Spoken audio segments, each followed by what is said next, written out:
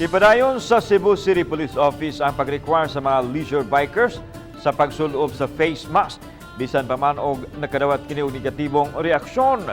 Gipasabot ni Lieutenant Colonel Wilbert Parilla nga walay exempted sa protocol bisan kadto mga nagbike nga lingaw-lingaw lang.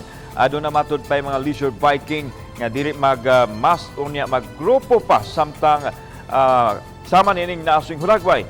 Adunay nag-mask apan doon na usay wala posibleng makatakod sa uban o sa mga taong maagian sa dalan.